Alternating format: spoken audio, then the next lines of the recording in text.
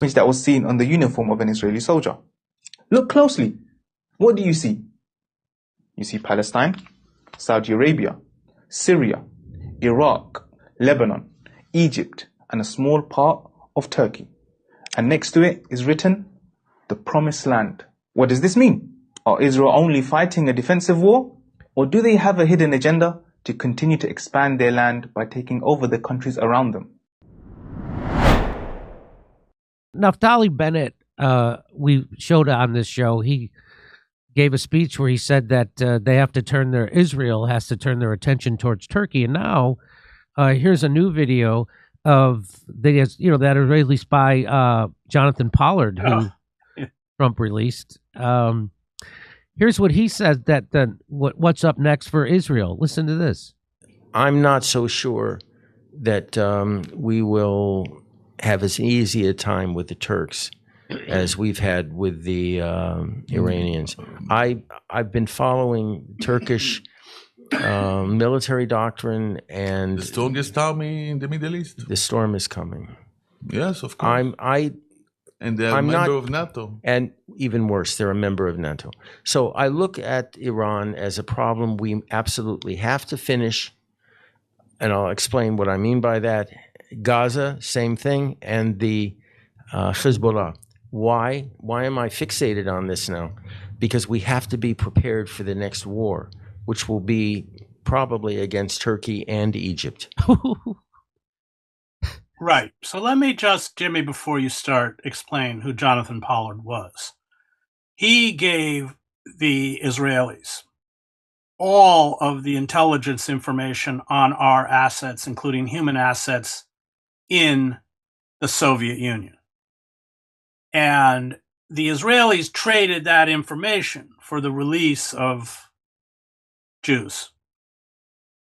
But they shut down the U.S. intelligence he shut down the U.S. intelligence in the Soviet Union, and did tremendous damage to the American ability to understand what was happening. And that is why he wasn't released for so long. And so, I just want to be clear that he was spying for Israel, but it was an effort by him and by Israel to do tremendous damage to the intelligence networks of the United States. Yeah, and he did it. And he did it. And he's a nut, by the way. Oh, of course. Anyone in power now is over in Israel. But what he's talking about, which I think more people are starting to realize what he's talking about, is if you see, this is what's on the armband of the IDF soldiers. Can you take, there you go. So you see this, and then there's this in Hebrew next to it. And so this is the map of what they call the Greater Israel. Here, I'll just play this very quick. This will explain what this is. That was seen on the uniform of an Israeli soldier. Look closely. What do you see? You see Palestine, Saudi Arabia, Syria, Iraq, Lebanon, Egypt, and a small part of Turkey. And next to it is written, the Promised Land. What does this mean? Are Israel only fighting a defensive war? Or do they have a hidden agenda to continue to expand their land by taking over the countries around them?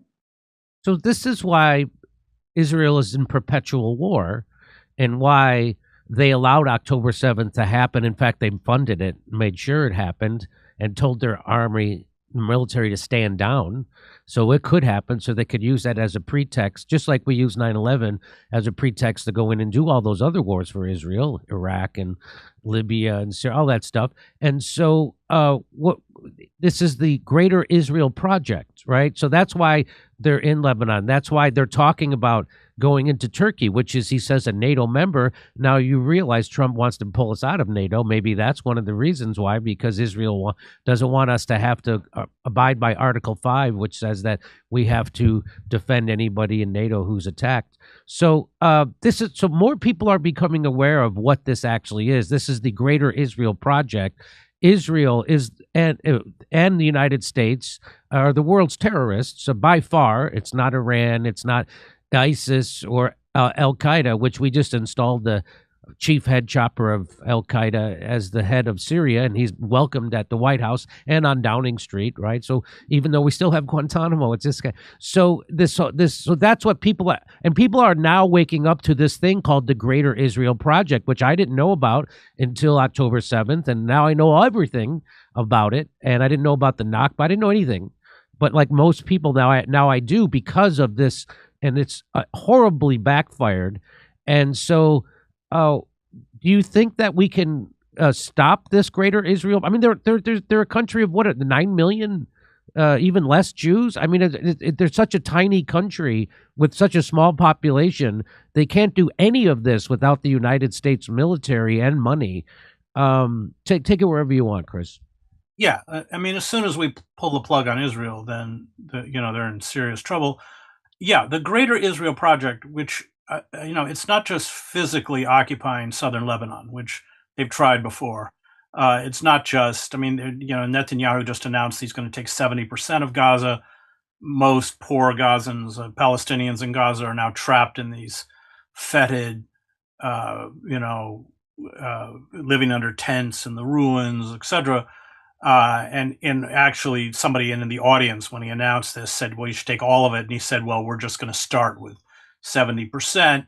The way that they project power throughout the region is to destroy the states around them. That is why Israel pushed so heavily for the war in Iraq and succeeded in getting the Americans to pound Iraq. I worked in Iraq under Saddam Hussein, who was awful, but the infrastructure was modern, highly educated, of course, a wealthy state. The education system was very good, etc. And Israel had to destroy it, and they did that now Iraq is kind of divided, especially with the Kurdish zone in the north. So they have to destroy these states, but they don't have the power to do it for the reasons you pointed out. So they have to get the United States to do it, which they did in Iraq. They did it's why as soon as Assad was overthrown, Israeli jets were in there bombing everything that potentially could sustain the new state militarily.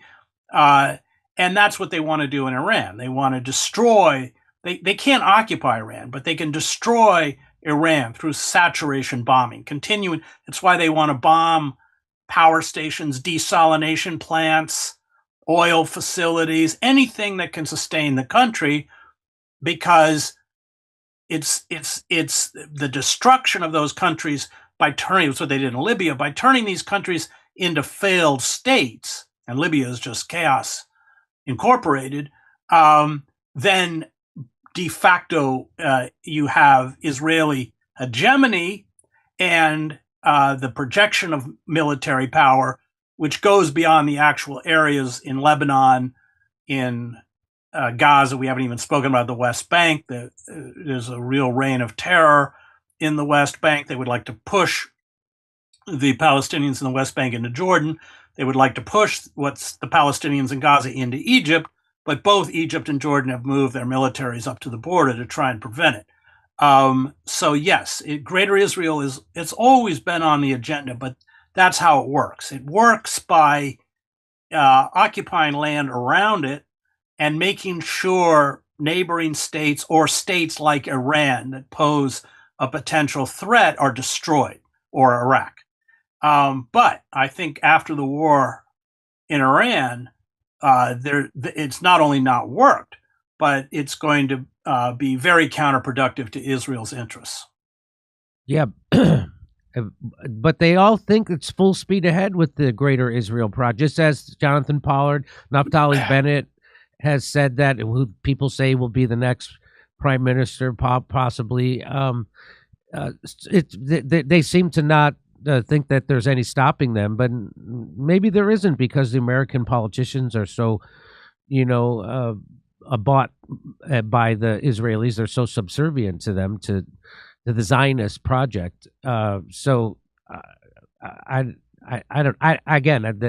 I hope, but I think the thing is, the American people, it's only Republicans over 50 years old, the same people who voted for Thomas Massey's opponent. Those are the only people who still are on the side of the Zionists in this country. So everybody has woken up. Hopefully it will end. Everybody, come see me on tour. I'll be in Spokane, Tacoma, Los Angeles, special video panel show with special celebrities. And then we'll be in Levittown, New York, Rosemont, Illinois, and Chicago. Go to jimmydore.com for a link for tickets.